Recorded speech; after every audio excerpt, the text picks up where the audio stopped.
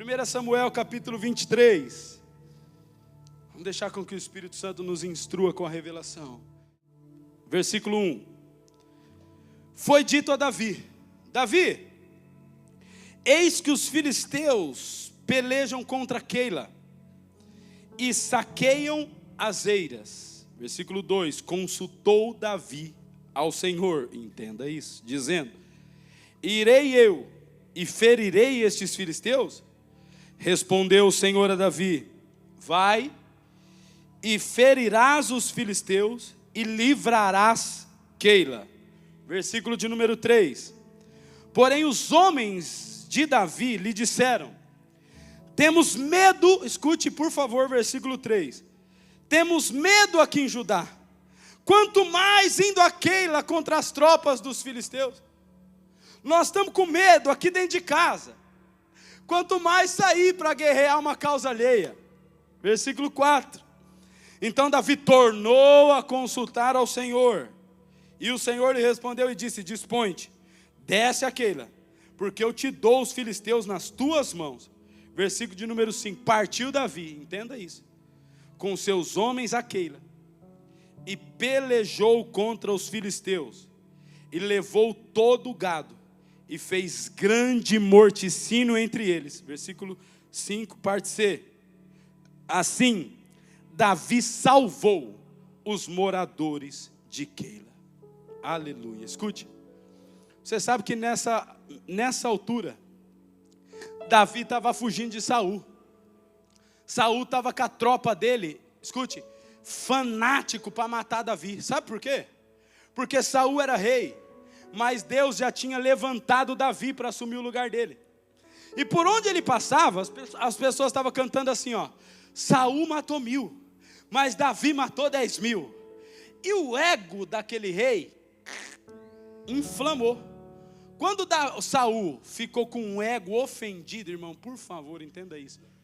Quando um homem tem o ego ofendido, ele não consegue mais enxergar as suas responsabilidades, ele só se preocupa com as suas defesas.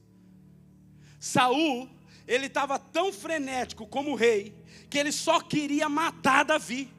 Tudo que ele planejava era onde Davi está, porque eu quero matá-lo. E sabe o que era a responsabilidade de Saul estar pensando? Os filisteus estão atacando uma cidade do meu reino, o que eu tenho que fazer para livrar? Era a responsabilidade de Saul se preocupar com a cidade de Keila, mas ele estava ofendido, e ele não conseguia mais ver a sua responsabilidade, ele só estava vendo a sua defesa. Irmãos, é verdade que existe uma arma muito eficaz para o diabo nesses dias. Eu quero dizer uma coisa para você, querido: o diabo vai proporcionar mentiras para operar dentro de você ofensas. Cuidado com isso, eu quero dizer para alguém: a ofensa vai levar você para um lugar terrível e difícil de sair. Alguém ofendido, irmãos, ele não enxerga mais as suas responsabilidades. Alguém que está ofendido só pensa em como se justificar, em como se defender, em como contra-atacar. Por quê? Porque ele foi ofendido. E a ofensa é uma ferida na alma. Irmão, você já viu uma criança doente ou com machucado? Quando você vai encostar no machucado, o que ela faz? É assim ou não é? Até adulto, quando a gente está com um corte, você está aqui, alguém vai mexer, tem uma reação. Uma alma ofendida não age, reage. Entenda isso. Isso tem sido uma estratégia do diabo para aprisionar homens e mulheres de Deus em lugares tenebrosos. Sabe por quê? Porque o AP falou para dar um abraço no irmão do seu lado, o irmão que estava do seu lado, ele abraçou o outro, mas não te abraçou. Estou chateado. E acabou o culto para ele. Aí ele está ali, ele senta, ele fala assim: eu vou fingir que vou no banheiro só para sair do lado dessa pessoa. E você vê que é uma coisa nada a ver. Abraça a pessoa que está ao seu lado. O irmão abraçou um, às vezes não abraçou o outro. O diabo entra nessa lacuna de ofensa, e a pessoa já perde o resto do culto inteiro. Por que essa pessoa não veio orar por mim? Orou pelo outro, mas não... Será que eu estou fedido? Entende? Fala assim: nossa, aquele irmão fez uma festa de aniversário, ele chamou todo mundo, semana passada eu estava com ele, ele não me chamou. Quer saber de uma coisa? Estou ofendido. A ofensa, por favor, entenda uma coisa. Irmão, se você entender isso, você vai se tornar um homem e uma mulher imparável. Nada para você. O meu pai espiritual fala assim, ó, filho, um homem que não se ofende é uma semente para o avivamento. E ele diz assim, um bom pastor, ele não ofende, não se ofende e não se defende.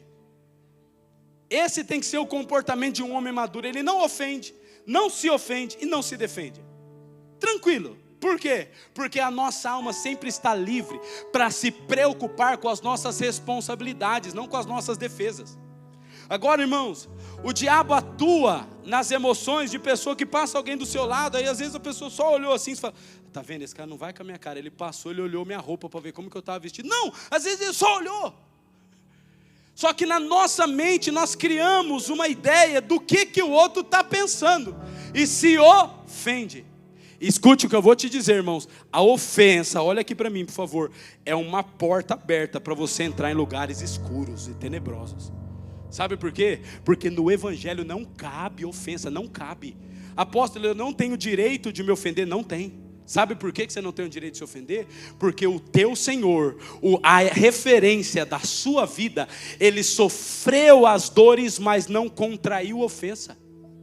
Ele estava na cruz, irmãos, e os soldados escarnecendo dele. Ele tinha o direito de se ofender, mas ele preferiu perdoar. Ele falou, pai, eu vou orar por ele. Perdoa ele, ele não sabe o que faz. Entenda uma coisa, irmão, se alguém não te chamou para a festa de aniversário, faça questão de fazer uma festa só para chamar esse irmão. Eu posso ouvir um amém? Eu vi lá no Instagram, ele fez um jantar, não chamou eu. Irmão, faça questão de no outro dia, você faz um jantar, chama ele para sua mesa. Entenda, você vai sempre acessar lugares de responsabilidade. O que é que Saul estava fazendo que ele não estava vendo os filisteus atacando a cidade do reino dele? Irmãos, por favor, entenda isso. Crente, às vezes você está preocupado com o irmão que não te deu atenção, com o outro que não pagou sua conta, com o que ele falou de você, com a postagem que ele fez na internet, e está perdendo seu filho para as redes sociais dentro de casa, perdendo a sua esposa para a depressão, mas você está preocupado com o irmão, o que ele está fazendo? E as suas responsabilidades estão esmurecendo. Não se ofenda! Mas um homem ofendido, irmãos, ele cria a circunstância na cabeça dele. Sabia disso? Deixa eu te falar uma coisa, irmãos. Nada é verdade até que a verdade seja manifesta. Mas na verdade eu estou falando da maioria de nós aqui. Tem uma discussãozinha durante a semana, o irmão chega no culto para adorar, fala, nossa, que hipócrita. Com a mão levanta. Você não sabe se ele se arrependeu ontem à noite, irmão, se ele chorou, se ele se arrependeu. Mas a nossa ofensa determina uma visão errada das coisas. Escute, olhe para mim, eu vou dizer para você com muita seriedade. O diabo está atacando as emoções dos crentes para dispersá-los de suas responsabilidades. Acorda, abençoado!